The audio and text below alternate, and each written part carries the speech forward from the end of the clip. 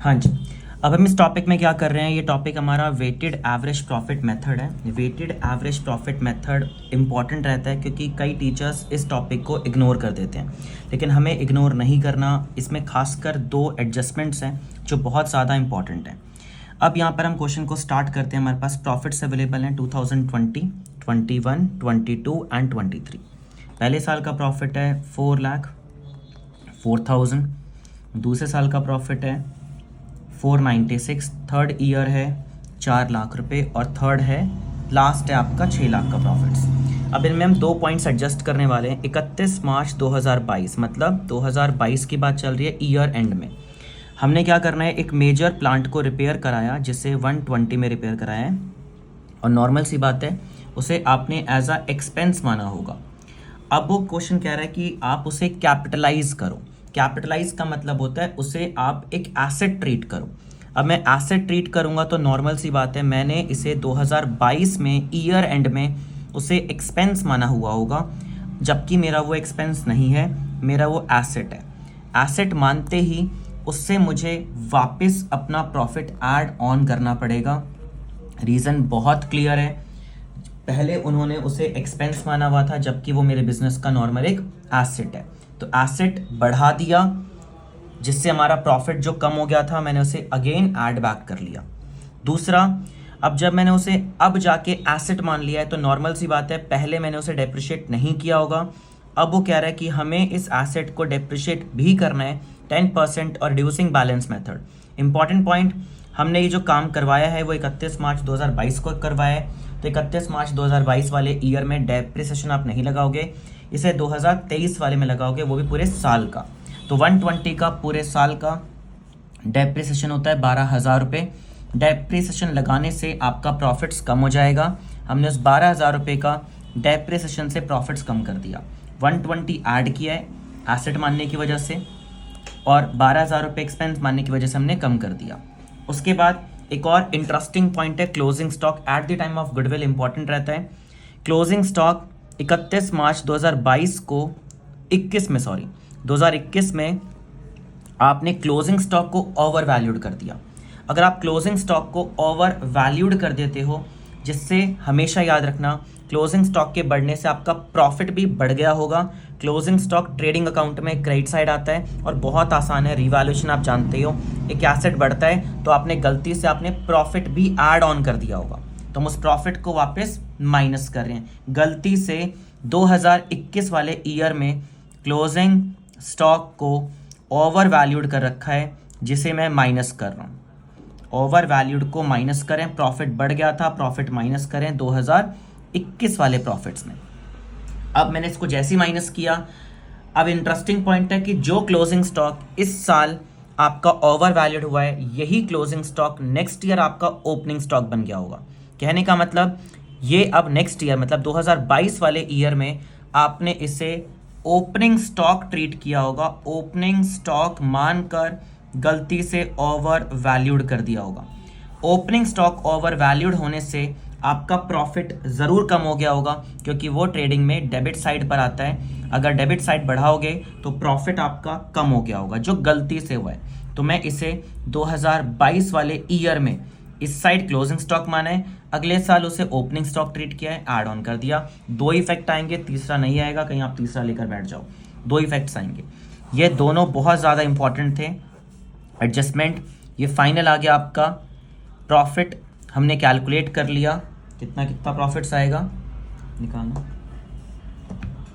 4,04,000 पहला adjusted profit है after points. उसके बाद दूसरे ईयर का प्रॉफिट्स आ गया 496 माइनस 48 448। फिर थर्ड ईयर प्रॉफिट है 568 का प्रॉफिट है third year and fourth year 588। ये तो आपने निकाल लिया एडजस्टेड प्रॉफिट्स। चाहे आप एवरेज प्रॉफिट निकालो, सुपर प्रॉफिट से निकालो, कैपिटलाइजेशन से निकालो, वेटेड एवरेज प्रॉफिट से निकालो, ये वाला स्टेप सब में सेम है। अब क्वेश्चन ने हमने डिमांड की थी weighted average profit method. Weighted average profit method के लिए हम क्या फॉर्मूला यूज करते हैं, ईयर्स, कौन कौन से ईयर में प्रॉफिट कमाया, 2020, 2021, 2022, 2023। फिर लिए मैंने प्रॉफिट्स 4,04,000, 448, 568 और 588। फिर यहाँ लेने हैं वेट चेक कर लेते हैं। क्वेश्चन में अपने आप गिवन होगा 1 2 3 4। बेसिकली हम रैंक प्रोवाइड करते हैं। अपने आप गिवन होगा तो बहुत अच्छी बात, नहीं गिवन हो तो आपको काउंटिंग लेनी है, पुराने ईयर्स को कम वेट, नए ईयर्स को ज़्यादा वेट। उसके बाद इनका प्रोडक्ट करना है 4,04,000 इंटू 1, 4,04,000, 448 इंटू में 2, 896, 568 इंटू 3,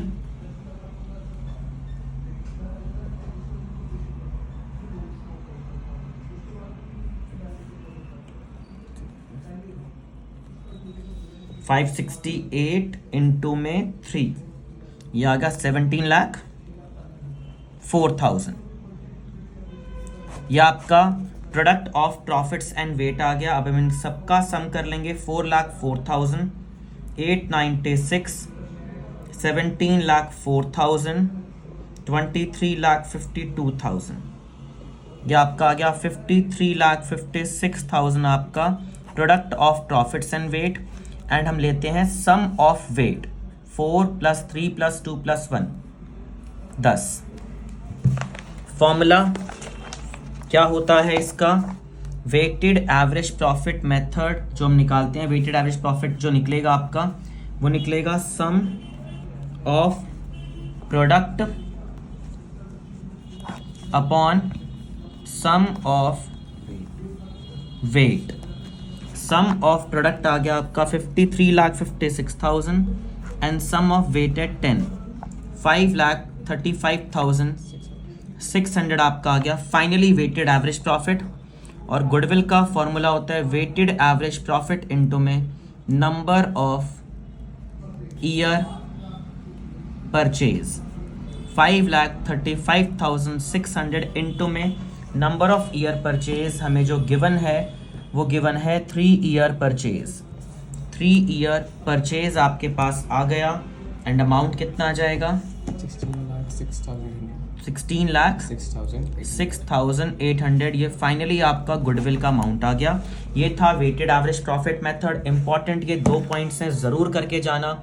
मेजर प्लांट रिपेयर वाला पॉइंट और closing stock under valued over valued. Closing stock के बढ़ने से प्रॉफिट बढ़ जाता है, ओपनिंग स्टॉक के बढ़ने से प्रॉफिट कम हो जाता है। रिवर्स करके हमने उसको ठीक कर दिया, क्लोजिंग स्टॉक को माइनस करके ठीक किया है और वही closing stock next year opening बन गया था, उसे हमने ऐड बैक किया। ऑल्सो ओपनिंग होता है तो उसी ईयर में होता है, हाँ, अगले में कुछ चेंज। हाँ जी, अगर सिर्फ ये ओपनिंग स्टॉक की बात चल रही होती कि ओपनिंग स्टॉक अगर ओवर वैल्यूड हो तो ओपनिंग स्टॉक सिर्फ 1 साल पे फर्क डालेगा। ओपनिंग स्टॉक के बढ़ने से प्रॉफिट कम हो गया होगा तो फिर हम क्या करते? ऐड बैक करते only single effect. Closing stock के डबल इफेक्ट, ओपनिंग स्टॉक होता क्वेश्चन में सिंगल इफेक्ट।